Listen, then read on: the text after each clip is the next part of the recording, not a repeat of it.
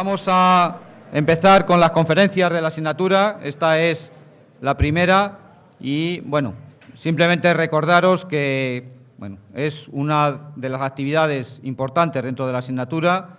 Como os dije el primer día, se trata de que un profesional, y además en este caso un amigo, pues nos cuente algo sobre las telecomunicaciones, algo de lo que está moviéndose ahí fuera. Os recuerdo que se supone que habéis venido aquí a intentar ser ingenieros y, por lo tanto, os vuelvo a pedir el máximo respeto y silencio durante la conferencia. Cuando acabemos habrá un turno de preguntas, no va a ser, digamos, demasiado largo, pero creo que podéis aguantar perfectamente en silencio y escuchando e intentando aprender algo sobre estos temas. Bueno, la conferencia está patrocinada por la Cátedra COITT-UPM, como tenéis ahí en ese cartel. Es una de las primeras cátedras, o la primera cátedra en la escuela universitaria que se puso en funcionamiento.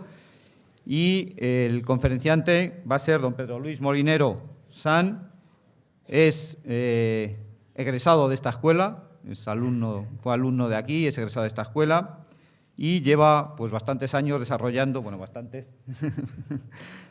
desarrollando su actividad profesional en Hispasat, empresa en la que ha ocupado diferentes puestos, entre los cuales podemos destacar, ha sido director técnico, ha sido presidente de una empresa de Galileo Sistemas y Servicios que se puso en funcionamiento para, digamos, los sistemas de posicionamiento europeos, que estamos ahí en duda. Ahora nos contará seguramente también algo sobre eso. Y actualmente es director general de una empresa llamada Hispasat Canarias.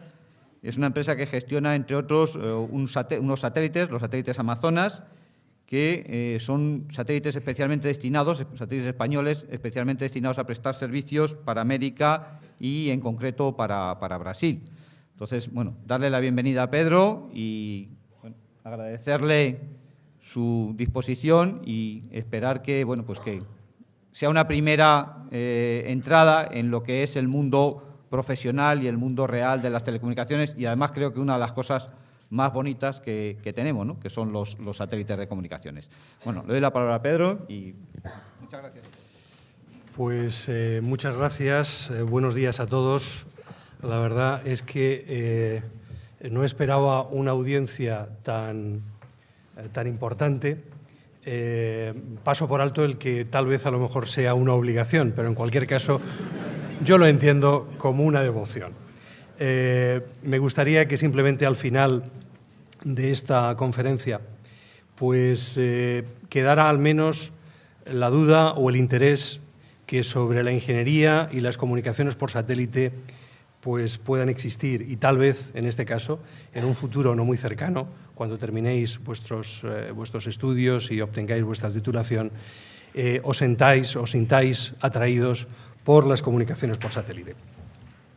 La conferencia va a versar sobre la evolución que han tenido los satélites y cuáles son sus aplicaciones en cuanto a comunicaciones. Los satélites son elementos que están en el espacio y veremos también cuál ha sido esa evolución más cercana. En primer lugar, simplemente os he querido mostrar aquí, digamos, cuál ha sido la incursión que el hombre ha tenido en el espacio a través de algunos objetos. Uno de ellos es el telescopio Galileo. Hace 400 años que ese telescopio fue el primer punto de referencia en el cual, a través de un objeto, a través de una máquina, de un elemento, éramos capaces de introducirnos en el espacio. Y hace exactamente 53 años y un día, porque justamente fue lanzado ayer, se cumplía ayer el aniversario del lanzamiento del Sputnik, no solamente éramos capaces de ver en el espacio, de introducirnos en el espacio, sino además de empezar a habitar el espacio con algunas de nuestras máquinas. La primera, el satélite Sputnik. Fue una revolución, fue algo realmente asombroso, y que desde ese punto, desde ese momento, pues no ha dejado de asombrarnos. El espacio es algo que nos trae, digamos, tanto ideas de cuál puede ser nuestro futuro como de cuál ha sido nuestro pasado. Y hoy en día, en estos momentos, los satélites pues, se han convertido en una parte de nuestra vida cotidiana. Y los satélites, evidentemente, pues no podemos empezar a hablar de ellos sin hablar de las órbitas de los satélites. Las órbitas son pues, los lugares geométricos que van a describir esos objetos en torno especialmente a un planeta, en torno a un cuerpo celeste. Si hablamos de órbitas terrestres, en este caso, aquí tenemos dos de las más importantes, las órbitas bajas. Estaríamos hablando de satélites, de ingenios que están en torno a los 300, 600 kilómetros y veremos cuáles son sus aplicaciones. En otros casos estamos hablando de órbitas medias, órbitas en las cuales el satélite está en torno a los 10.000, 20.000 kilómetros y sus aplicaciones son ligeramente diferentes de las que puedan tener los satélites de órbita baja. En algunos casos, las órbitas lo que hacen es describir justamente un camino en torno a los polos, porque nos interesa de alguna manera poder hacer una observación de esos lugares de manera precisa.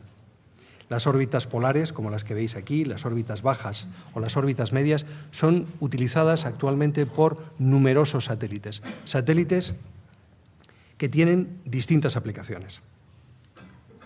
Por ejemplo, en órbitas bajas, también en órbitas geoestacionarias, tenemos satélites de observación de la Tierra, satélites que nos permiten tomar imágenes y de esas imágenes deducir algún tipo de propiedad o obtener algún tipo de información. Los satélites de observación realmente fueron los primeros satélites que empezaron a desarrollarse de manera más importante, sin duda, por las aplicaciones que de carácter militar se podían obtener de ellos. Posteriormente, y es algo que nos es a todos familiar, la predicción del tiempo meteorológico se hace en base justamente a satélites, satélites que están tomando imágenes de la Tierra en distintos espectros, en distintas longitudes de onda y que permiten conocer algo de qué es lo que está ocurriendo en nuestra atmósfera. Es algo que forma parte de nuestra vida. Si yo me remonto a las predicciones que había pues cuando tenía vuestra edad o tal vez un poco más jóvenes, evidentemente las predicciones se basaban en otro tipo de datos que provenían de elementos no tan precisos.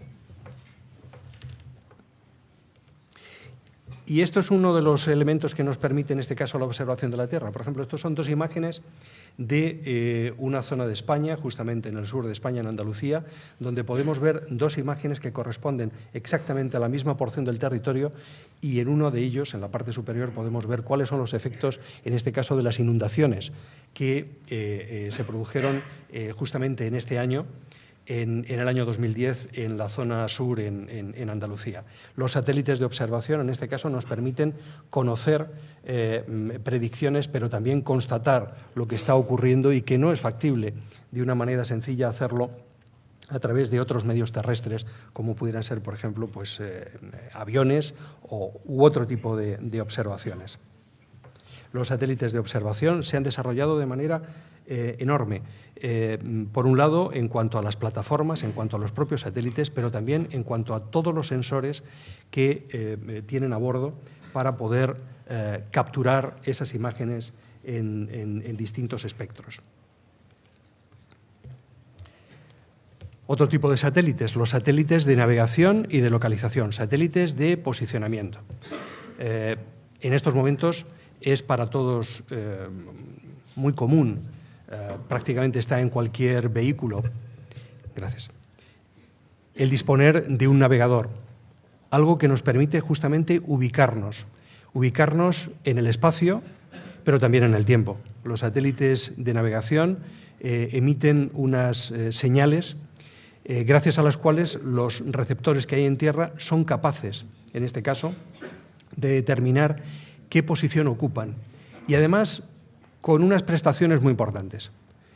Hay que pensar que, por ejemplo, pues un receptor de navegación en estos momentos pues puede proporcionar, en base al análisis de las señales que está recibiendo los satélites, una posición con errores inferiores a los 100 metros. Para muchas aplicaciones eso es más que suficiente, pero en estos momentos también se disponen de tecnologías cuya precisión aumenta enormemente, precisiones métricas o precisiones decimétricas.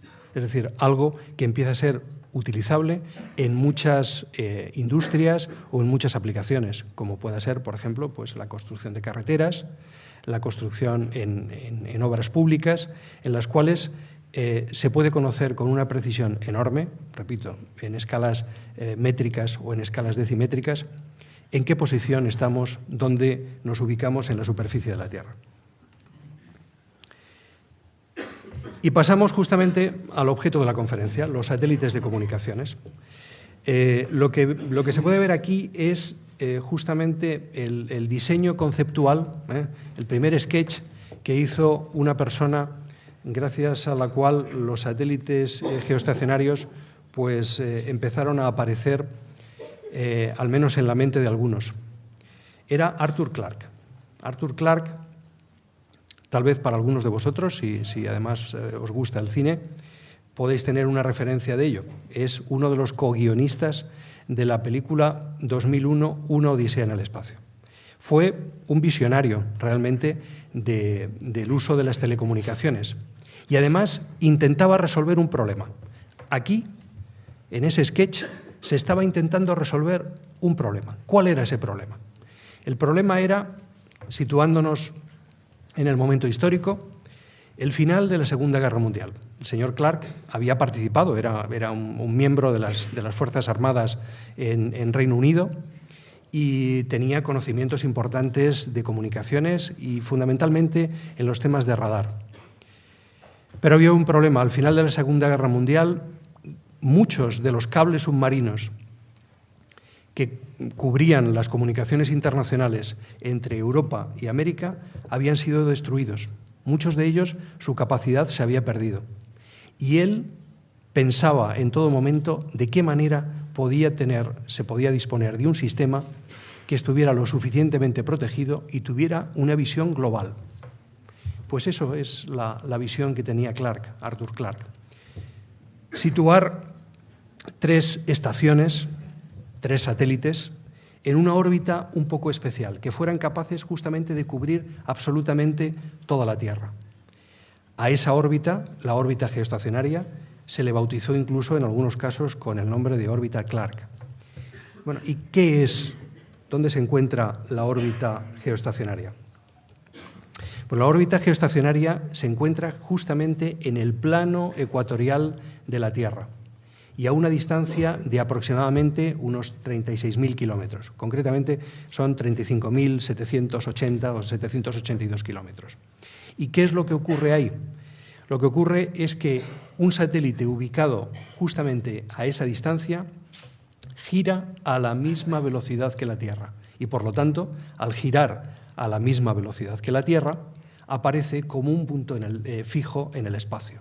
Era una manera de empezar a construir justamente aquella red que hemos visto anteriormente con esas 3 estaciones para cubrir todo el globo.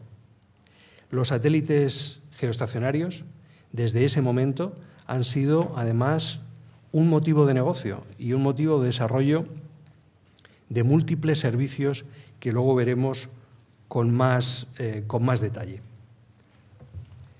Como veis, los satélites geoestacionarios son muy útiles en determinadas zonas, justamente aquellas en las cuales la elevación que tiene la antena que apunta hacia el satélite es relativamente alta, porque en las zonas polares, por ejemplo, la visión que tendría una antena hacia el satélite sería casi rasante sobre el terreno. Cualquier pequeña elevación, bien sea pues desde un árbol hasta una pequeña colina, podría llegar justamente a dificultar el haz de comunicación que se establece entre la antena y el satélite.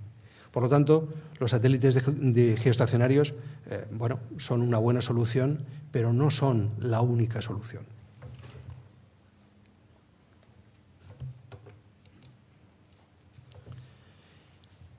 ¿Y qué es lo que se aloja en un satélite? Digamos, un satélite es una máquina bastante compleja. Un satélite de comunicaciones geoestacionario tiene lo que denominamos subsistemas. Subsistemas sería el equivalente, si trazamos una analogía con nuestro cuerpo, pues distintos órganos, órganos que colaboran, que cooperan, todos ellos en prestar la misión que tiene asignada el satélite. Uno de los primeros subsistemas, importantes sin duda, todos ellos lo son, es el de propulsión. Sin ese subsistema, los satélites no podrían existir. Tenemos que vencer justamente la atracción gravitatoria, ubicar el satélite en una determinada posición, y eso es gracias, y es posible, gracias justamente al subsistema de propulsión. Es el que permite ubicar el satélite y además no solamente ubicarlo a esa distancia que hablábamos anteriormente de 35.782 kilómetros, sino además de mantenerlo en su posición. El satélite, aunque aparece como un punto fijo en el espacio, está sujeto también a la atracción gravitatoria de la Luna y del Sol, que son los dos cuerpos masivos, además de la Tierra, más próximos y que tienen mayor influencia justamente sobre un satélite. También el Sol impulsa el viento solar. El viento solar son partículas cargadas que impactan sobre el satélite y tienden a hacerlo salir de esa órbita.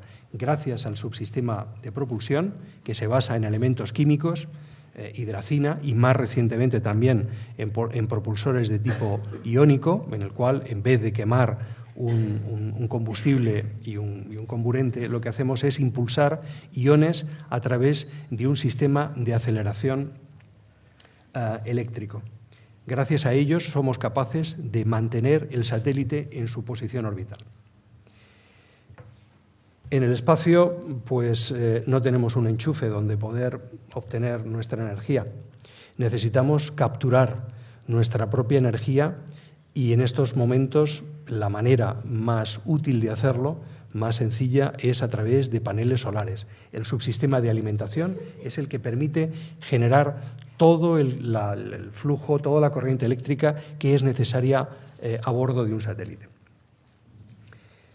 Y los satélites geoestacionarios, en este caso, sufren periódicamente en 2 sesiones anuales, justamente estamos ahora mismo en mitad de una de ellas, eclipses durante los cuales el satélite no obtiene energía de los paneles solares. Para ello es necesario dotarlo de un conjunto de baterías que sea capaz de alimentar todos los equipos electrónicos. Nadie estaría en disposición en estos momentos de confiar en un sistema que tuviese que ser apagado porque no tiene energía y volverlo nuevamente a encender unas horas más tarde, habiendo interrumpido sus comunicaciones. Eso era un elemento primordial y los satélites geoestacionarios desde el primer momento intentaron y consiguieron solventar el problema de los eclipses justamente a través de la dotación de baterías donde almacenar la energía. Por otro lado, tenemos también un subsistema que es la estructura, una estructura del satélite como el que pudiera ser la estructura de un edificio, en la cual justamente fundamentar, poder depositar todos nuestros equipos electrónicos que están a bordo, equipos electrónicos o equipos del subsistema de propulsión o cualquier otro. Su objetivo es distribuir las fuerzas y las vibraciones que durante la fase de lanzamiento se producen. Y son fuerzas enormes. Simplemente pensad que para que se pueda poner en marcha y lanzar un satélite que pesa aproximadamente pues unas 3-4 toneladas en órbita geoestacionaria, hay que disponer de un lanzador cuya masa está en torno a las 400 toneladas.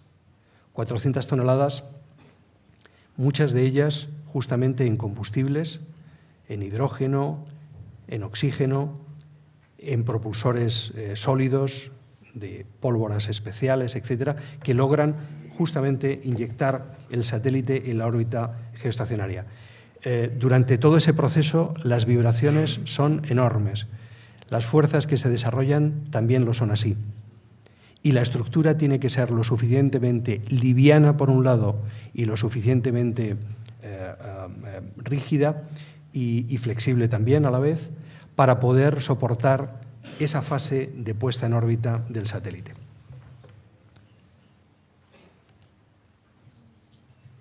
Otro subsistema es la carga útil. La carga útil es, la denominamos así a todos aquellos elementos que conforman la misión que tiene asignada el satélite. Fundamentalmente las antenas, los repetidores que permiten la transmisión y la recepción de las señales desde las estaciones terrenas que hay en el área de cobertura. Los satélites de comunicaciones geoestacionarios son fundamentalmente repetidores. Muchos de ellos son repetidores transparentes. ¿Y eso qué significa? Pues lo que significa es que la señal que reciben desde tierra se recibe a un nivel con una intensidad, con una potencia muy reducida, la amplificamos y la cambiamos justamente de frecuencia en una banda de frecuencias próxima, contigua, a la banda de frecuencias del enlace ascendente, de las frecuencias que utilizamos para comunicarnos con el satélite. En otros casos, lo que hacemos es tratar las señales a bordo de los satélites. Eso es algo relativamente cercano, relativamente reciente y que ya incluyen algunos de los satélites de la empresa para la cual estoy trabajando. Otro subsistema es el control térmico. Bueno, ¿y eso en qué consiste? Todos tenemos la idea próxima de que pues los equipos electrónicos desprenden calor. En muchos casos, en el ambiente en el que nos movemos, en el ambiente atmosférico, lo que hacemos es intentar evacuar ese calor. Los ordenadores tienen ventiladores para extraer el calor. En otros casos, lo que hacemos es ubicarlos en una habitación donde haya una temperatura que sea una temperatura adecuada, en torno a los 22, 23, 24 grados. Bueno, en el espacio no tenemos esas posibilidades. Si veis, por ejemplo, este satélite, la cara que estaría mirando hacia el Sol, las temperaturas que ahí podemos obtener estarían en torno a los 30 grados. Es decir, una temperatura agradable, ¿no? Sin embargo, las partes que no están iluminadas del satélite, la temperatura puede ser de 120 grados bajo cero. Temperaturas que además se desarrollan en aproximadamente unos 3 metros que pueda tener el extremo de una antena hasta la parte posterior del satélite donde está el motor de agujero. Claro, el diseño de todos los elementos, de toda la estructura, tiene que estar pensado para esas condiciones, las condiciones del espacio, condiciones que son en algunos casos un poco inhóspitas. El control de actitud. Y sobre el control de actitud, que es algo muy sencillo. Cuando veis una antena, está en la parte superior de un edificio, o veis un radioenlace, o veis cualquier otro elemento de comunicaciones, la antena está sólida y muy bien unida a lo que es la estructura del edificio o la cimentación que pueda haber en el suelo. Pues en el espacio no tenemos cimentación. Estamos justamente en una situación casi de ingravidez y, sin embargo, tenemos que seguir con nuestras antenas apuntando hacia tierra. Eso se logra a través de este sistema, el sistema de control de actitud, en el cual tenemos un conjunto de sensores con los cuales identificamos dónde está nuestro objetivo, la Tierra, y luego tenemos una serie de actuadores.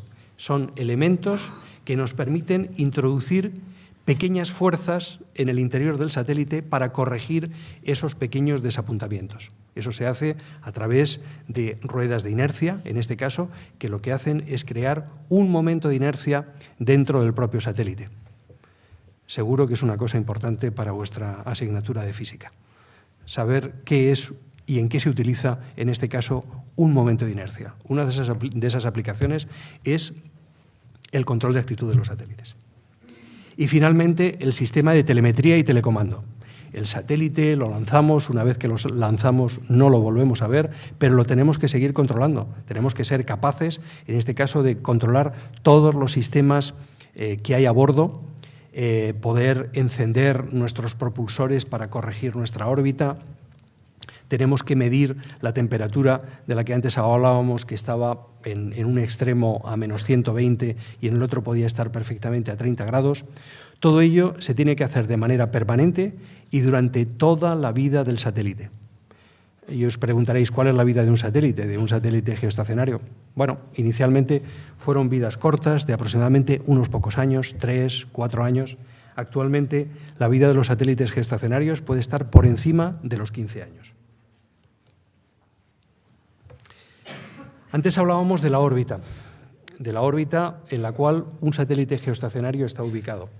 Pero hay dos elementos fundamentales que definen al satélite. ¿Cuál es su posición orbital? ¿Qué punto dentro de esa órbita geoestacionaria está ocupando? ¿Y cuál es su cobertura? La posición orbital es el lugar dentro de la órbita geoestacionaria.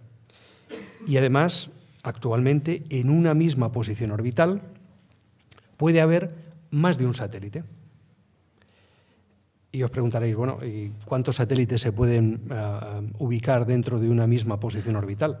Bueno, en estos momentos, por ejemplo, en la compañía donde yo trabajo, en Hispasat, pues tenemos 2 satélites. Pero en otros momentos hemos tenido hasta 4 satélites. Y con la tecnología que hay disponible en estos momentos, se podrían tener hasta 6 satélites. Pero eso hay que visualizarlo. ¿Qué es la posición orbital? Pues imaginaos simplemente un cubo en el espacio que tuviera aproximadamente unos 60-70 kilómetros de lado. Parece una distancia importante, sin duda, ¿no? Estamos hablando es la distancia que puede haber perfectamente entre Madrid y Guadalajara. Bueno, pues dentro de ese cubo hay que ubicar un satélite geoestacionario de los que estamos utilizando actualmente, pues sería el equivalente a un tráiler, a un camión de grandes dimensiones. Desde un extremo hasta el otro de los paneles solares aproximadamente tenemos unos 20 metros, 20-25 metros. Es decir, un objeto de 20 o 25 metros hay que mantenerlo durante 15 años metido dentro de ese cubo de 70 kilómetros de lado y además, para optimizar el uso de esa posición orbital, podemos llegar a meter hasta 6 de esos objetos que presten el mismo servicio y que además no choquen entre sí, que es la parte más importante. Y aquí podéis ver, por ejemplo, cómo se define una cobertura. La cobertura, en definitiva, de un satélite es de qué manera nosotros enviamos la potencia del satélite hacia Tierra. Cada una de estas líneas que veis ahí marcadas con distintos colores, lo que están indicando es cuál es la potencia isotrópica radiada equivalente, con esa definición así tan larga, que en definitiva no es ni más ni menos de la manera en la cual la potencia radiada es concentrada por las antenas del satélite. Con eso somos capaces de tener manchas, zonas de cobertura en la Tierra en función de las necesidades y de los distintos tipos de servicio que tenemos en cada uno de los satélites.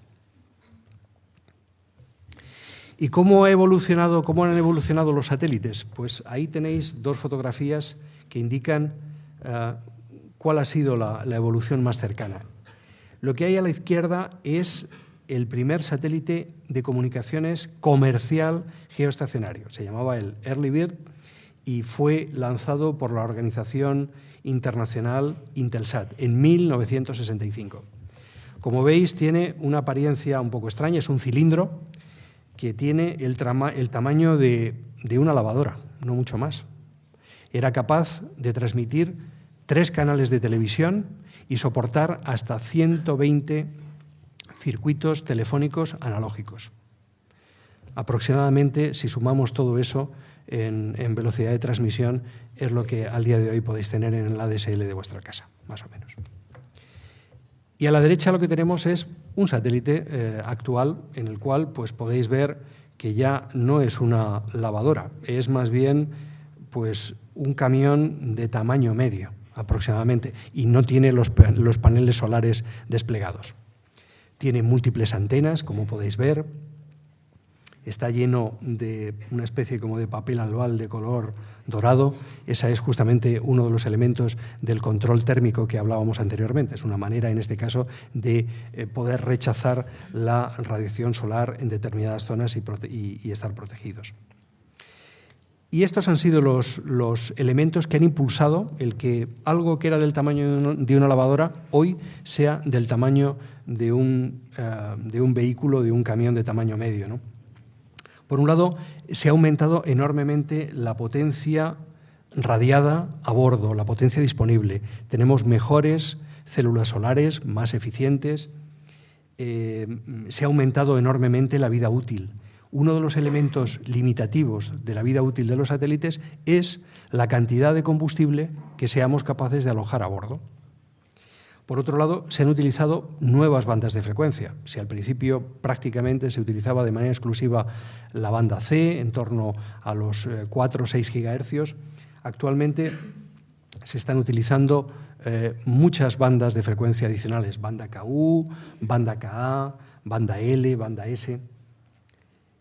La evolución del mundo analógico al mundo digital también ha sido un elemento primordial para el desarrollo de los satélites y fundamentalmente también para poder poner masas más importantes en órbita geoestacionaria ha sido necesario desarrollar lanzadores que fueran capaces de poner hasta 10 toneladas en órbita de transferencia geoestacionaria.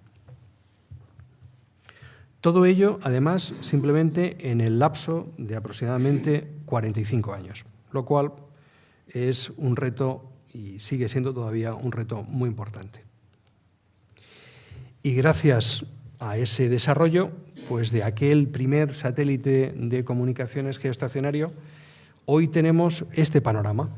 En estos momentos hay activos más de 200 satélites geoestacionarios. Repito, satélites geoestacionarios. No estoy contando en absoluto ni los satélites de navegación, ni los satélites de tipo científico, ni los satélites de observación de la Tierra. Ese número podría llegar a los miles en estos momentos de objetos que están circundando nuestro espacio próximo. Como veis, hay en algunas zonas, en algunos puntos, donde hay una especial acumulación de satélites. Sencillamente son zonas en las cuales hay una mayor demanda. Y otras zonas en las cuales parece que hay un pequeño hueco. Bueno, toda esa zona del arco geoestacionario en la cual veis que no hay satélites corresponde fundamentalmente a las zonas del Océano Pacífico, en las cuales pues, el Océano Pacífico es uno de los más importantes que tenemos en la Tierra, una de las extensiones de agua más importantes y en las cuales, en principio, hay una menor demanda de comunicaciones en satélites geoestacionarios. Bueno, ¿y qué elementos son los que forman este negocio de las comunicaciones por satélite? Bueno, pues lo hemos agrupado en 3 elementos, en 3 segmentos. Por un lado está el segmento de vuelo. Ahí están todas aquellas empresas que fabrican satélites, que fabrican lanzadores, centros de control, digamos, todo lo que es la infraestructura que permite poner en marcha este negocio. Por otro lado están el segmento terreno. Son todas aquellas estaciones terrenas a las cuales estáis familiarizados, estaciones para recibir la televisión o tener acceso a Internet, etcétera, todos los terminales, hubs, codificadores, el desarrollo del software que todos esos terminales alojan. Y finalmente están todos aquellos que se dedican a la provisión de servicios de satélite y de aplicaciones. Por ejemplo, pues una de esas compañías es la compañía Hispasat para la cual trabajo.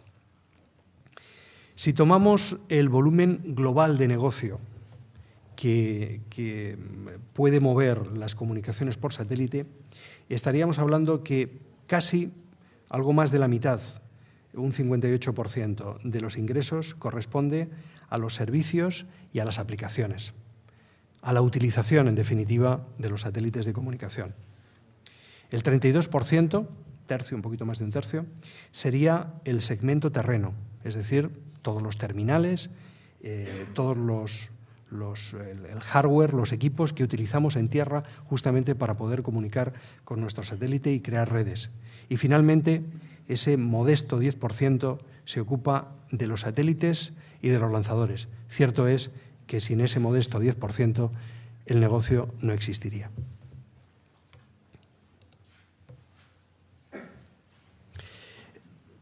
Esta imagen nos da una idea también de quiénes son los que fabrican satélites. Por ejemplo, pues en el año 2009 vimos que se habían lanzado 87 satélites. Dentro de este ranking de empresas hay algunas empresas europeas importantes. Algunas de ellas seguro que os serán conocidas y familiares. Por ejemplo, EADS Astrium, que tiene implantación, por ejemplo, aquí en España, o Thales Alenia, también otra empresa europea que tiene implantación en España. Con lo cual, las empresas norteamericanas sin duda tienen una cuota de mercado importante, pero también hay una presencia europea nada desdeñable y además bastante importante en la fabricación de satélites de comunicaciones. Y esto es lo que hablábamos anteriormente. Estos son los ingresos mundiales que generan los satélites en función de distintos tipos de aplicaciones. Y lo que se ve, sin duda, y más importante, es que hoy por hoy lo que corre por las venas de los satélites de comunicaciones es la televisión, es todo aquello que está relacionado con la difusión de televisión y con la imagen. El resto de aplicaciones, sin duda, bueno, son importantes también, pero no generan hoy por hoy un volumen de mercado tan importante como lo está haciendo hoy por hoy la televisión.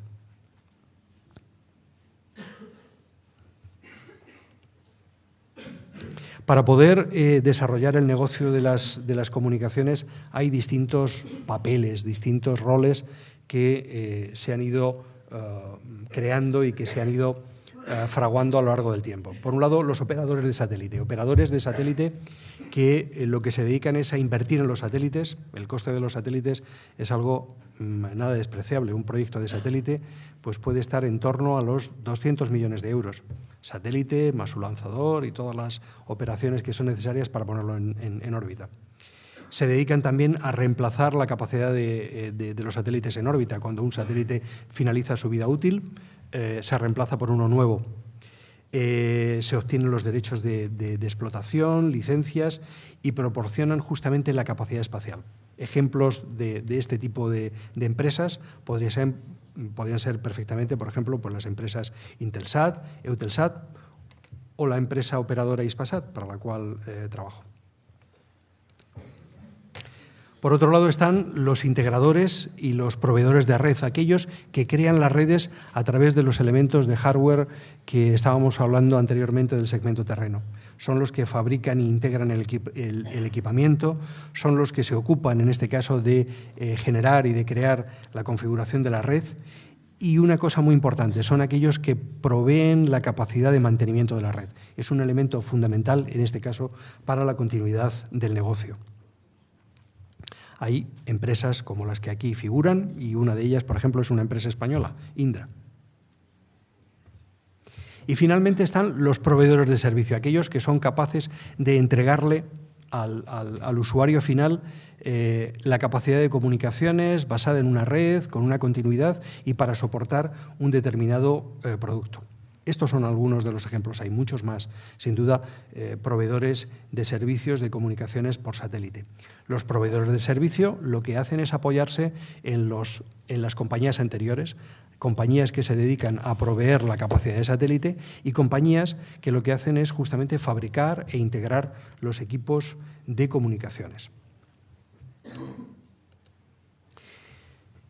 ¿Y en qué se utilizan realmente? ¿Cuáles son las aplicaciones importantes que en estos momentos existen en las comunicaciones por satélite? Pues aquí he querido destacar 4 de ellas, las más importantes, que están en relación también con la generación de negocio que habéis visto anteriormente. Por un lado están todos los servicios audiovisuales, todos aquellos servicios que están relacionados con la televisión, con la imagen. Por otro lado están la creación de redes de satélite. En otro orden de aplicaciones tenemos el acceso de banda ancha y finalmente los servicios que están relacionados con la movilidad.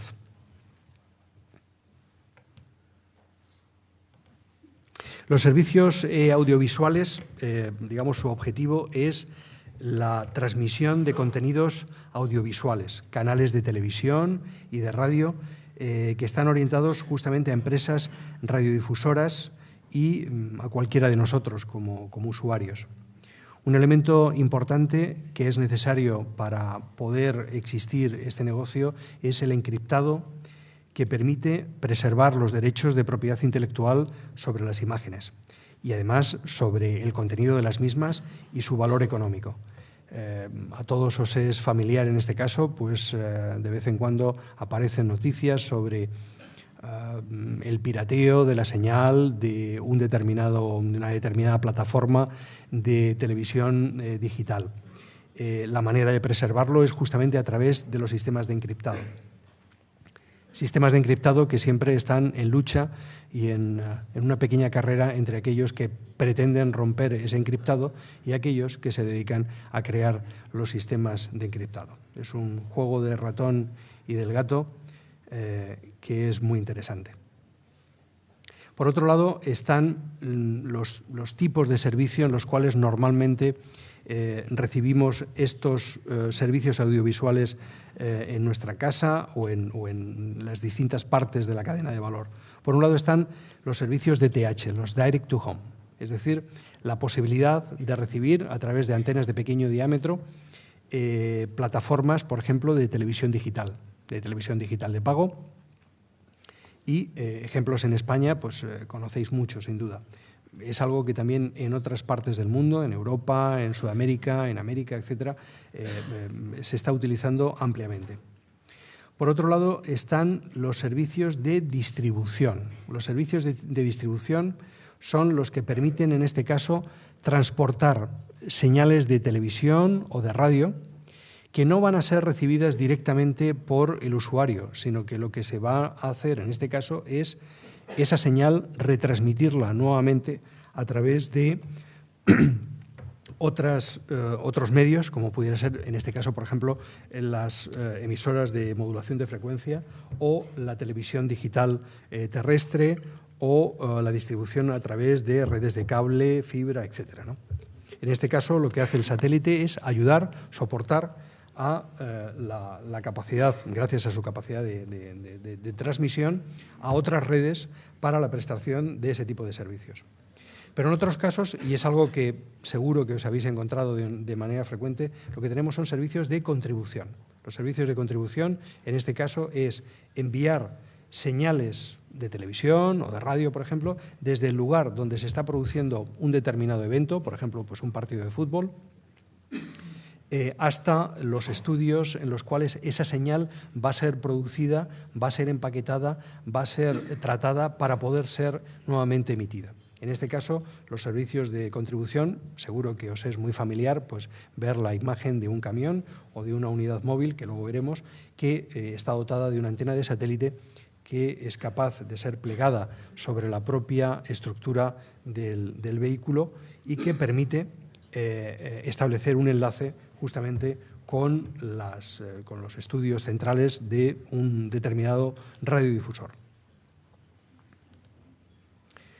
Esta es una imagen de ese tipo de aplicaciones. Como veis, pues es una unidad móvil, en este caso pues es una unidad móvil que se utiliza para la vuelta ciclista.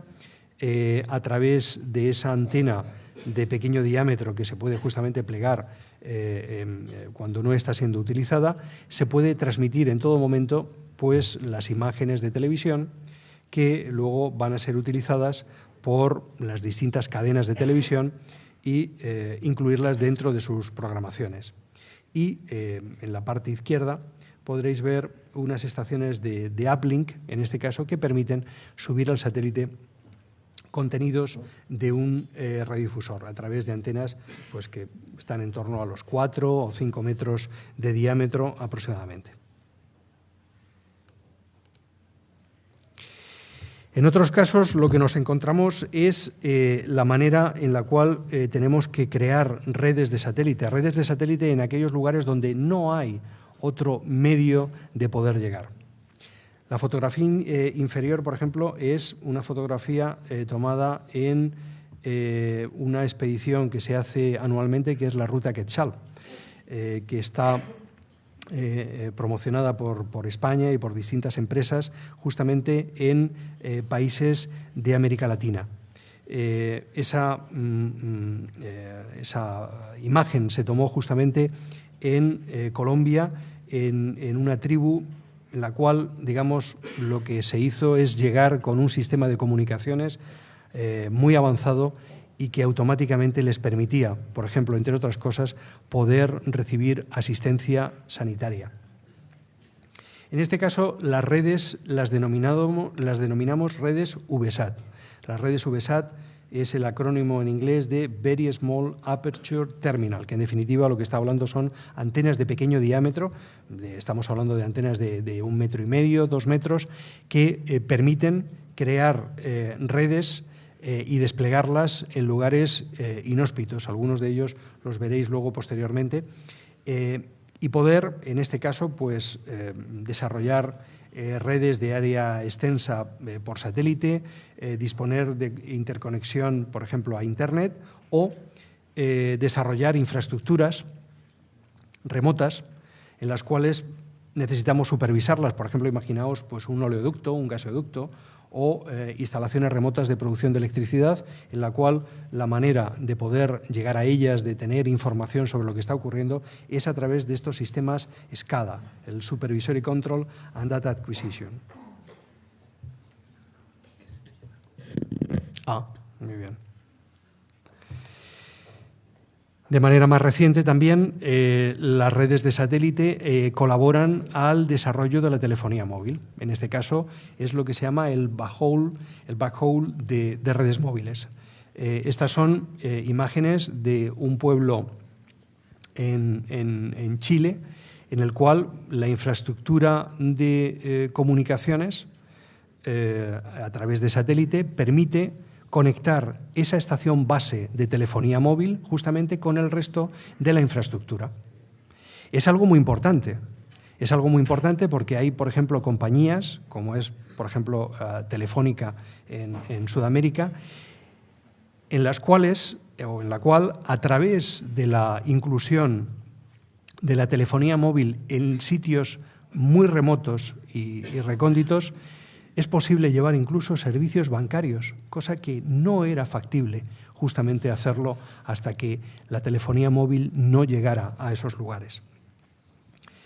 Como aquí se indica, es frecuente fundamentalmente en países en los cuales la infraestructura terrestre no existe o es muy deficiente. Permite un despliegue muy rápido de las estaciones, el crear una estación base en base a simplemente una estación pequeña de satélite y una infraestructura muy sencilla de comunicaciones móviles, se puede hacer en un tiempo muy razonable y la respuesta es muy importante.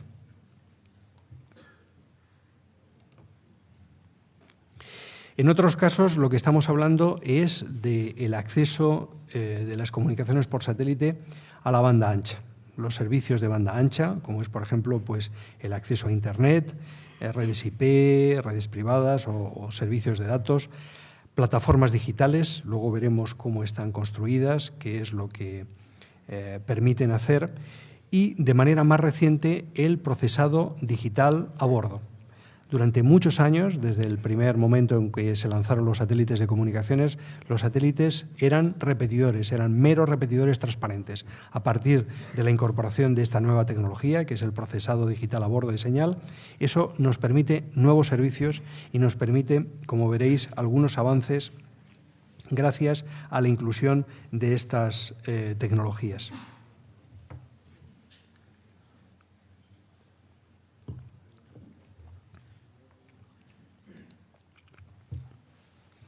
En cuanto a banda ancha y el acceso a Internet, por ejemplo, Podemos tener redes con acceso unidireccional, en los cuales se utiliza en aquellos casos en los cuales la infraestructura terrestre es deficiente, no tiene suficiente ancho de banda, pero puede ser utilizable, digamos, para algún tipo de canal de comunicación. En este caso, lo que se utiliza el satélite es para descargar a gran velocidad y las peticiones se enrutan a través de la red terrestre que pudiera estar disponible. En el caso de que no exista red terrestre no esté disponible en ninguna ocasión, se puede tener el acceso bidireccional a Internet. En este caso, tanto el canal forward como el retorno se pueden hacer vía satélite. En otros casos estamos hablando de multicast, que es fundamentalmente la distribución de señales de gran ancho de banda y que pueden ser utilizadas simultáneamente en varias ubicaciones. Por ejemplo, pues nosotros podríamos tener ahora mismo esta conferencia y podríamos tenerla aquí y en todas aquellas otras escuelas que pudieran estar interesadas de manera simultánea vía satélite. Y aplicaciones multimedia, como puede ser, por ejemplo, la telefonía sobre IP, es decir, voz sobre IP, videoconferencia, telepresencia y teleeducación. Aquí veis, por ejemplo, dos imágenes. La imagen que hay inferior corresponde a un satélite que lanzaremos en breve, tal vez a finales de este año, principios del próximo, que es el satélite 1E. Y la estación de arriba es una estación de pequeña apertura, es de aproximadamente pues, 1,50 m, como veis, y está pues, en una zona inhóspita. Eso está a orillas, esa imagen ha sido tomada justamente a orillas del río Amazonas.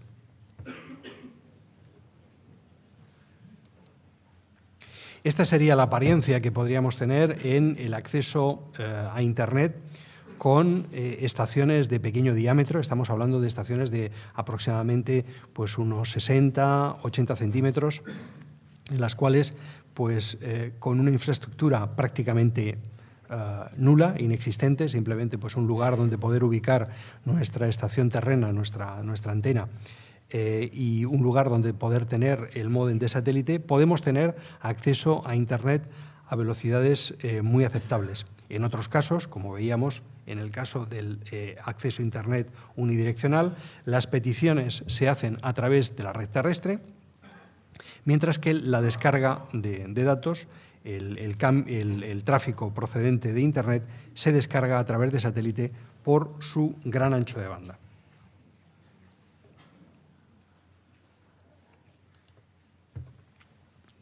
Esta sería la apariencia de lo que llamamos una plataforma digital de servicios. En definitiva, es una red en la cual hay un nodo central, un hub, que es el que permite tratar todos los tipos de comunicaciones que fueran necesarias. Comunicaciones punto a punto, si fuera necesario en un momento determinado, redes malladas, en las cuales todas las estaciones tienen que estar interconectadas con todos, y todo ello se logra a través de esa estación central y del uso de una serie de protocolos que están estandarizados. Uno de ellos, por ejemplo, y muy importante, es el protocolo DVB. Los protocolos DVB que nacieron, en este caso, justamente para el desarrollo de la televisión digital y que en estos momentos nos permiten desarrollar otro tipo de comunicaciones.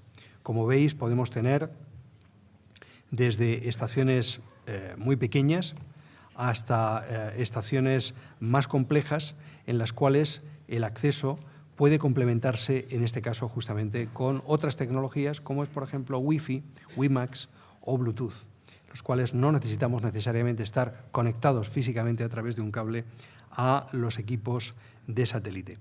El tráfico es cursado a través del satélite y nos permite pues, estar presentes en cualquier parte del territorio, especialmente, por ejemplo, en aquellas zonas que tienen una infraestructura de satélite, de terrestre con menor dotación. Anteriormente os había indicado que los satélites se iniciaron simplemente como repetidores transparentes que eran capaces de recibir una señal, cambiarla de frecuencia, amplificarla y nuevamente mandarla a Tierra. Recientemente, hace no muchos años, pues empezaron a desarrollarse tecnologías que se denominan de procesado a bordo del satélite. ¿Y eso en qué consiste? Pues lo que consiste es en que las señales que son recibidas en el satélite son demoduladas en función del tráfico y a dónde tienen que ser enviadas, son enrutadas a través de un determinado haz de cobertura. ¿Y eso qué consecuencia tiene? Pues la consecuencia más inmediata es que ya no es necesario tener una estación hub central, sino que el hub realmente está a bordo del satélite.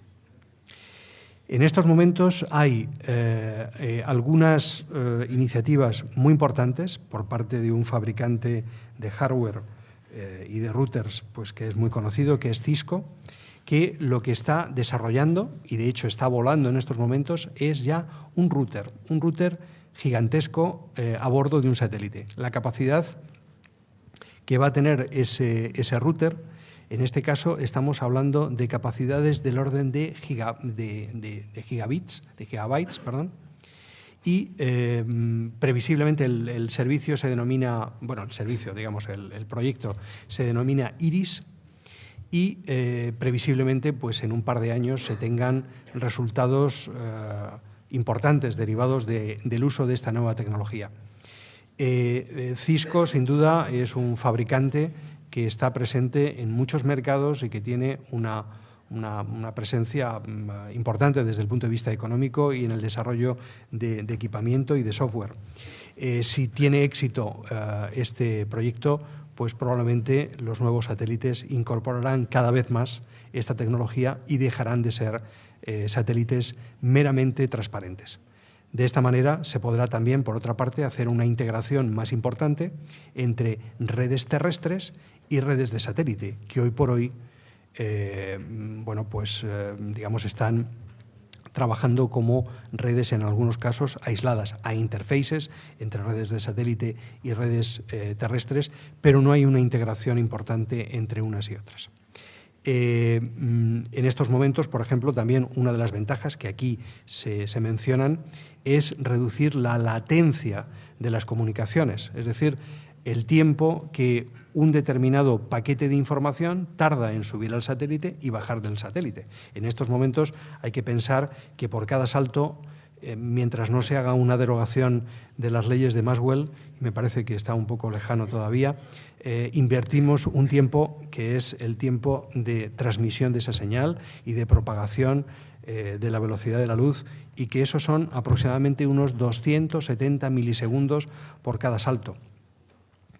Y una manera, en este caso, en redes malladas, en redes en las cuales la señal tiene que subir al satélite, bajar al hub y nuevamente subir del satélite hasta bajar en la nueva estación terrena, eso reduce enormemente la latencia.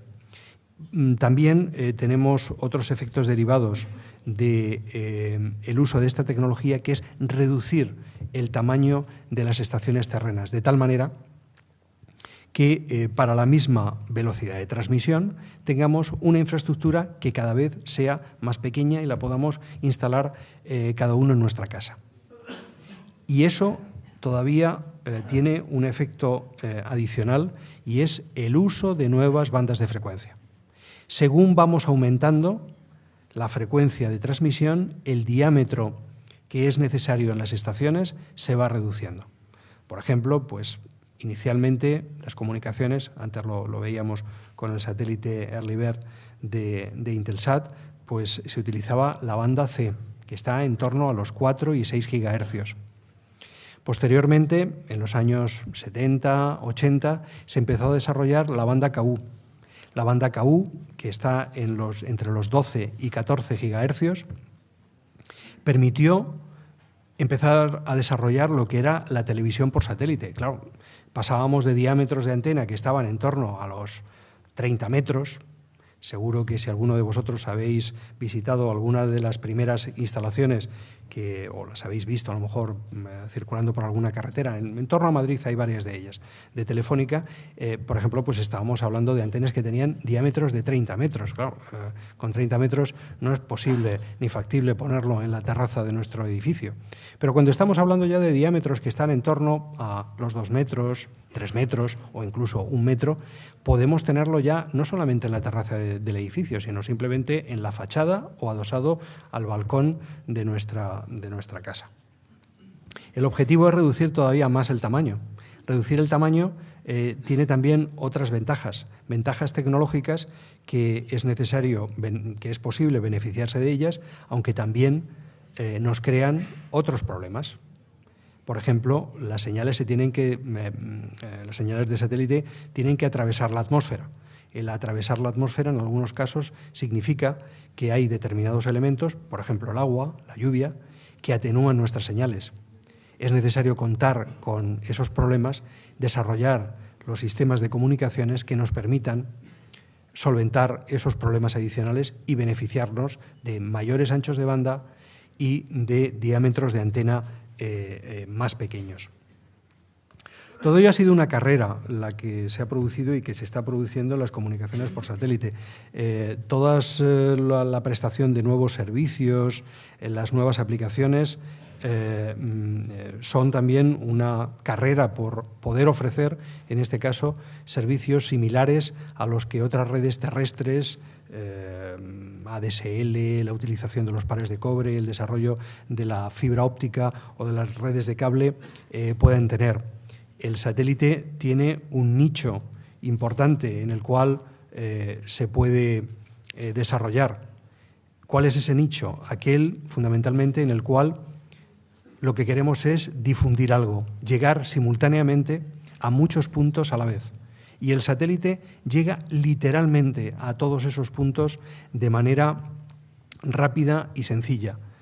Eso no significa que todas las comunicaciones se puedan o se deban hacer vía satélite, pero sin duda es un instrumento muy importante que permite llegar a todos los puntos de una manera inmediata y para determinadas aplicaciones y servicios.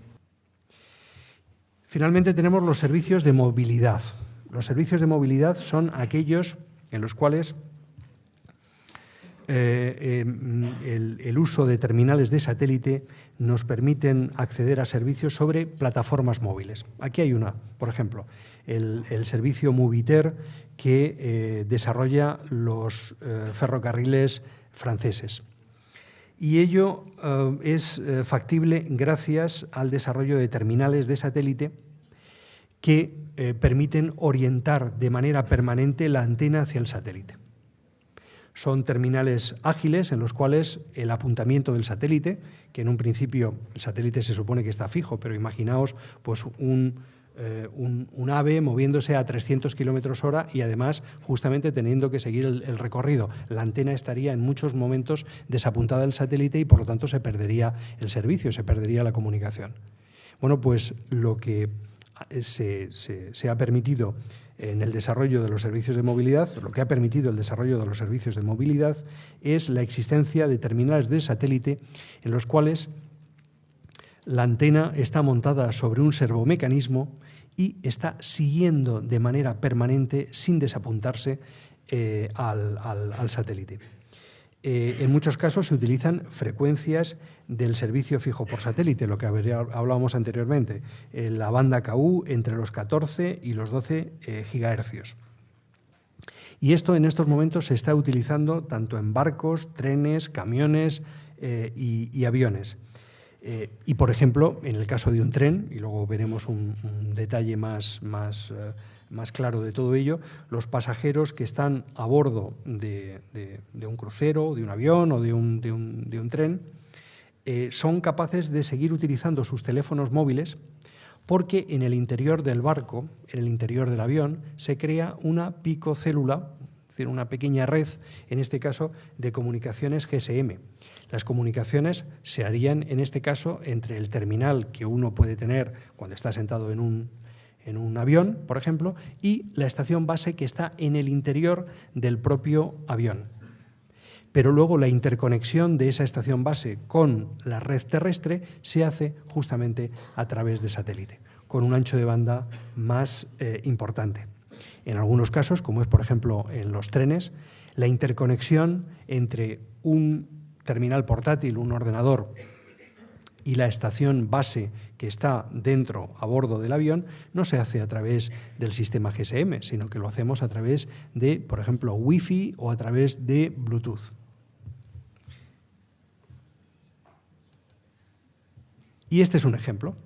Ahí podéis ver, por ejemplo, cómo concretamente un tren AVE en España tiene en la parte superior un radomo en el cual en su interior hay una antena.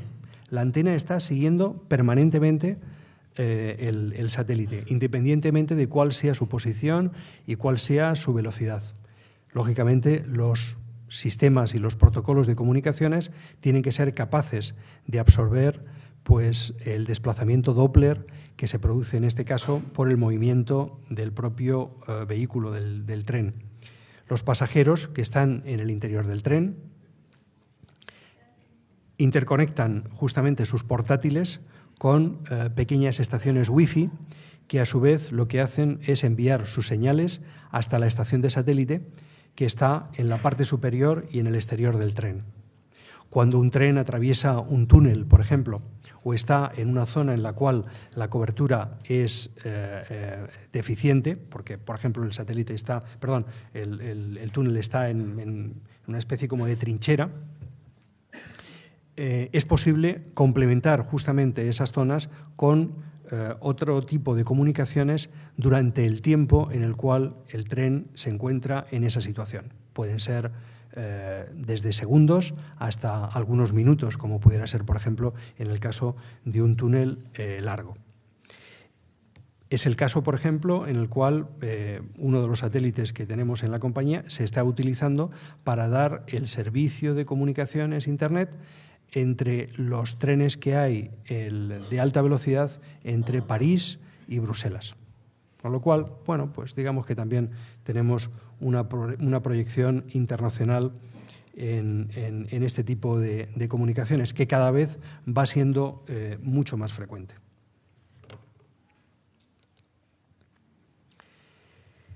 Y finalmente, ¿cuáles son las tendencias? ¿Hacia dónde nos dirigimos en el mundo de los satélites? Habréis visto anteriormente que uno de los elementos fundamentales era la televisión. La televisión y los satélites se llevan bastante bien. Eso de difundir señales simultáneamente, llegar a todos los sitios, allá donde esté el usuario. Pero también es cierto que las formas de televisión pues van cambiando enormemente. Primero era la televisión analógica, luego pues llegó la televisión digital. Bueno, ahora hay nuevas formas de televisión. Por ejemplo, una es la televisión de alta definición. Cada vez es más frecuente, en este caso, encontrarse con imágenes que tienen una riqueza, tienen un colorido más importante y una definición más importante porque contienen mucha más información. Eso supone la necesidad de manejar anchos de banda más importantes para poder transmitir estas señales. Pero también, por ejemplo, la televisión digital tridimensional. Es algo que está movilizando recursos de los operadores de satélite recientemente y que se ven como zonas, como áreas de desarrollo muy importante. Pero también hay una cosa muy importante y es la movilidad. Cada uno de nosotros dispone en estos momentos probablemente de un terminal GSM. Y en ese terminal cada vez somos capaces de aglutinar mayor número de servicios. Y uno de ellos también es la televisión móvil. Y en este caso los satélites pueden proporcionar también un complemento importante para el desarrollo de la televisión en el móvil. Por otra parte, un elemento que ha sido también característico de la progresión que han tenido los satélites ha sido el ir acercándose cada vez más al usuario final. Al principio los satélites estaban en grandes telepuertos con grandes antenas, esos tamaños se han ido reduciendo, se fueron introduciendo los satélites en el interior de las ciudades hasta que han terminado en el interior de nuestras casas. Esa es la realidad. Hay muchas antenas de satélite que nos permiten, por ejemplo, ver la televisión. Pero también es necesario en este caso que las estaciones y los terminales, en este caso, sean cada vez más pequeños, más baratos y tengan menores complicaciones técnicas. Hoy por hoy, cada uno de nosotros sería capaz de poder montar una línea ADSL en su casa simplemente yendo a un centro comercial, adquiriendo el servicio en el cual lo único que es necesario es prácticamente hacer una mínima configuración y enchufar con un cable nuestro router, nuestro módem o lo que estemos utilizando simplemente en la pared y a un enchufe telefónico. Bueno, pues en el caso de satélites el reto también está ahí, es decir, que seamos capaces, en este caso, simplemente de tener un terminal de muy bajo coste y que prácticamente no necesite, para poder ser configurado, de la participación del usuario. Más adelante, sin duda, y aquellos que estéis más interesados por el tema de las radiocomunicaciones, veréis que somos capaces de utilizar una misma frecuencia, pero en dos polarizaciones simultáneamente. Es decir, que somos capaces de duplicar la capacidad de transmisión que hay en una única frecuencia de radio. Eso se logra gracias a que somos capaces de transmitir nuestras señales de radio polarizadas de una determinada manera. Esa polarización exige que en los receptores sea necesario hacer un pequeño ajuste para que la onda coincida justamente con la polarización deseada. En estos momentos se está pensando en tener sistemas receptores que estén totalmente automatizados y que sean capaces de detectar cuál es la polarización en la cual está transmitiendo el satélite y no necesiten en estos momentos ningún tipo de intervención por parte del usuario. Es un campo muy importante en el cual pues, va a haber que hacer un conjunto de desarrollos importantes para simplificar y automatizar el terminal de satélite. Por otro lado, otra de las tendencias es ampliar justamente la base de clientes. Ahora mismo estamos hablando pues que determinados servicios pues pueden tener centenares de miles de usuarios, millones, como es por ejemplo la televisión por satélite, pero en otros servicios, como es por ejemplo el acceso a Internet, estamos hablando de miles o de decenas de miles. Bueno, el objetivo en este caso es aumentar esa base de clientes y tener miles, cientos de miles o millones de usuarios. Eso para los satélites es un reto muy importante. Nuestros protocolos no son capaces hoy por hoy de soportar una base de clientes tan importante, pero es necesario hacerlo para poder ser competitivos y, en este caso, poder ofrecer servicios similares a los que las redes terrestres están ofreciendo en estos momentos.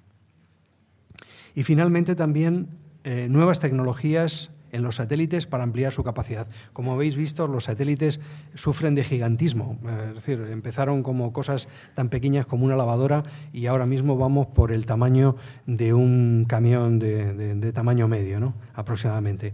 Bueno, pues vamos a tener que seguir creciendo en este caso, poder siempre aumentar la capacidad de transmisión que tienen los satélites y eso se logra a través de básicamente pues tres elementos. Por un lado, poder reutilizar las frecuencias no solamente por su polarización, sino además por diversidad espacial.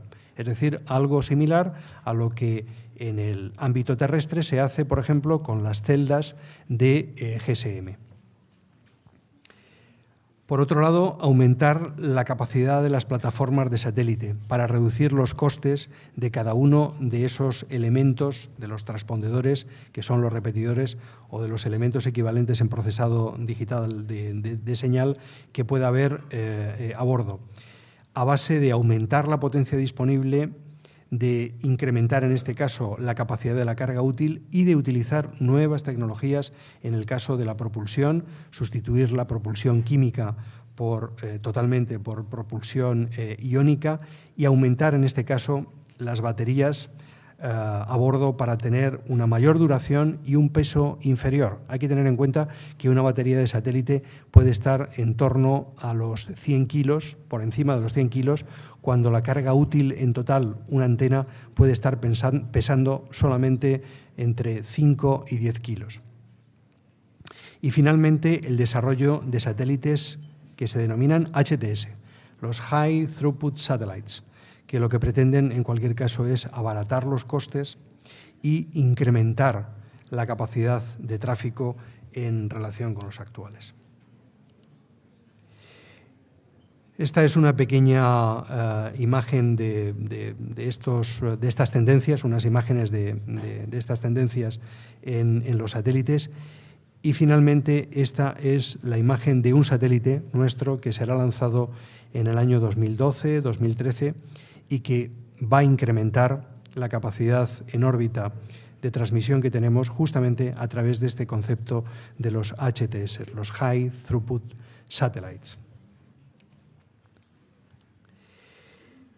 Simplemente agradecer a todos vosotros la atención que habéis prestado y que sin duda pues, ha sido muy importante, y desearos que esta conferencia haya servido tal vez para incrementar vuestro conocimiento, eso espero, o al menos para despertarlo. Muchas gracias.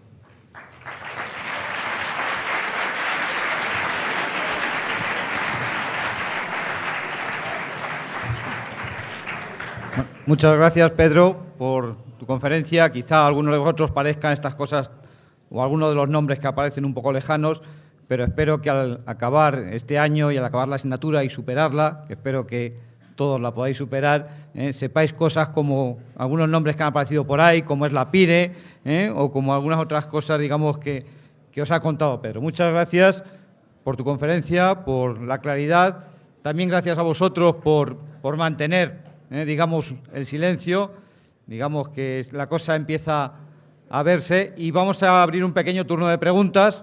Si queréis alguna aclaración o alguna cosa que queréis saber sobre los satélites o sobre cómo van a ir las cosas, y ya después, si alguien tiene alguna pregunta sobre la asignatura o algo, nos la hace personalmente a los profesores después, y al finalizar esto recogeremos las credenciales de asistencia a la conferencia.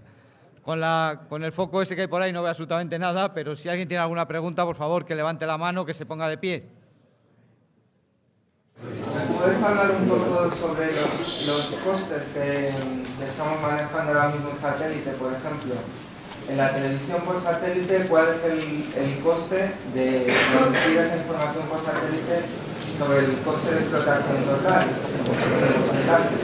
Y, por ejemplo, en el servicio de Internet que hemos visto en el tren, ¿cuánto le costaría a la compañía dar el servicio, más o menos? En el coste de la televisión digital, podemos decir que el coste global que al final ve el usuario está relacionado en un porcentaje muy elevado con el contenido de lo que está viendo. Es decir, nosotros en la televisión digital, si me permites, la similitud sería el equivalente a lo que es la botella. Nosotros solamente somos la botella de cristal o de plástico o de lo que sea para llevar el contenido. El contenido es lo que realmente tiene valor y que genera la parte más importante. ¿De cuánto estaríamos hablando? Pues estaríamos hablando de que un 5% de todo eso simplemente es la transmisión vía satélite, mientras que el otro 95% es la creación del producto y su contenido. El coste de las series, el coste de la imagen, los derechos de propiedad intelectual son mucho más importantes que realmente el coste de transmisión de nuestro satélite. Nosotros simplemente jugamos en este caso el papel de difusores, de portadores de esa señal. El coste que es repercutido al usuario final está mucho más relacionado en este caso con la propiedad de las imágenes y su contenido. Respecto al coste de los servicios de movilidad. Los servicios de movilidad, en este caso, en muchas ocasiones lo que hace es poder ser un un pequeño coste adicional al coste del billete y tenemos que tener presente que aproximadamente el coste de un billete de alta velocidad, pues entre París y Bruselas, puede estar en torno a los 100 euros, 150 euros, depende un poco de las categorías, el momento en el cual se está haciendo, etcétera. El coste de acceso a Internet durante todo ese trayecto puede estar en torno a los 5 euros. Perfecto, muchas gracias. ¿Alguna pregunta más, Antonio?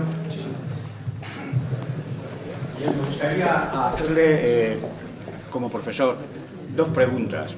Una de ellas es, ¿qué consejo daría usted a estos futuros alumnos dentro del campo de aplicación tan vasto en los satélites? En otras palabras, usted es un profesional de nuestra escuela, ocupa un buen puesto. Yo creo que eso ya es, digamos, muy meritorio para los alumnos que tenemos aquí, el saber que cualquier alumno de nuestra escuela pues, puede llegar a ocupar puestos de alto nivel. No me quiero enrollar más. Quiero que le lance usted a los alumnos cuáles son los campos en los cuales ellos pueden encontrar, digamos, un trabajo satisfactorio dentro de esta ley. Pues, en primer lugar, digamos, hay una descripción en mi presentación que ya orienta de alguna manera dónde pueden estar las mayores oportunidades. Y esas mayores oportunidades pues están relacionadas en primer lugar con la operación y la prestación de los servicios de satélite. En segundo lugar, con el desarrollo de las redes, sin duda. Es donde se encuentran las empresas que mayor volumen en estos momentos de negocio. No, está funcionando. Que está, pues lo siento, estaba intentando retomar nuevamente la presentación. Por lo tanto, digamos que, en primer lugar, uno de los campos es el campo de la prestación de servicios y aplicaciones, desarrollar nuevas aplicaciones, nuevos usos de los satélites de comunicaciones y, por otro lado, el desarrollo de las redes que hay justamente en tierra, aquello que nos permite utilizar los satélites. Son dos de los grandes campos en los cuales puede existir trabajo y, por lo tanto, aplicación de todo lo que aquí se obtenga en vuestra educación. Y, finalmente, el campo en el cual también es muy interesante, sin duda, y en el cual se puede encontrar trabajo es en la fabricación de los satélites y de los sistemas de lanzamiento. Por ese orden, porque los primeros ocupan casi el 60% de lo que es el mercado, lo que son los servicios y las aplicaciones, un 30% o algo más de un 30% lo que son el desarrollo de redes y de elementos en tierra y finalmente un 10% en lo que es la fabricación de los satélites y los lanzadores. ¿Alguna cuestión más? Sí. Hola, yo quería saber cómo se gestiona el espacio orbital para poner los satélites en órbita y quién es el que lo regula y el precio que hay por cada espacio que ocupan. Porque ha dicho que solo pueden tener en 60 kilómetros 6 satélites. Y eso será porque habéis comprado un espacio orbital o algo parecido, ¿no? Bien, es una pregunta muy interesante porque además su tratamiento es un tratamiento especial. El uso de las frecuencias de satélite está regulado a través de un organismo internacional que se llama la UIT, la Unión Internacional de Telecomunicaciones.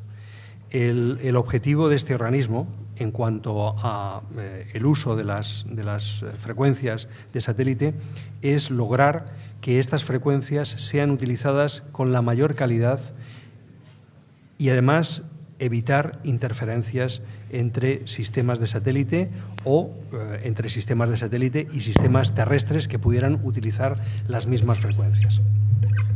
Todo ello se hace a través de un proceso lento, complicado, en el cual es necesario coordinar esas frecuencias, saber cuáles son los usos y necesidades que otros países puedan tener en una determinada área. Ese proceso de coordinación de frecuencias se hace para una determinada posición orbital y por otra parte también para un determinado ancho de banda. El objetivo de ese proceso es evitar las interferencias mutuas y que las transmisiones se puedan desarrollar con total y absoluta calidad y sin ningún tipo de interferencia. Realmente nosotros no compramos un trozo en el espacio. Hoy por hoy el uso del espacio está regulado a través de convenios internacionales de la ONU. Uno de ellos es el del uso pacífico del espacio. Y lo único que nosotros tenemos es un derecho temporal. Tenemos un derecho temporal durante un determinado tiempo a utilizar esas frecuencias en esa posición orbital durante un determinado tiempo. Si nosotros no pusiéramos ahí un nuevo satélite para prestar nuevos servicios, etcétera, perderíamos nuestros derechos. Pero por otra parte tenemos que garantizar siempre, tanto nosotros hacia terceros como terceros hacia nosotros, que no se van a producir interferencias. Ese espacio que antes mencionaba, ese cubo ideal de 60-70 kilómetros de lado, es simplemente una representación para que os hagáis una idea de en qué consiste la posición orbital. Pero desde el punto de vista real no hemos comprado nada, simplemente lo utilizamos. Deciros que la próxima conferencia será sobre organismos de normalización internacionales y en este caso es la UITR en concreto, la Unión Internacional de Telecomunicaciones de Radiocomunicación, la que asigna las posiciones, o sea, la que concede a los países o a las empresas, digamos, la posición orbital. Y hay todo detrás de ahí, hay un montón de gestiones y un montón de negocios a veces también. Bueno, yo creo que con esto podemos dar por finalizada la conferencia antes de que se empiece la gente a desesperar un poco. Así que acabamos la conferencia. Muchas gracias, Pedro. Y ahora pasáis a entregarme los carnets.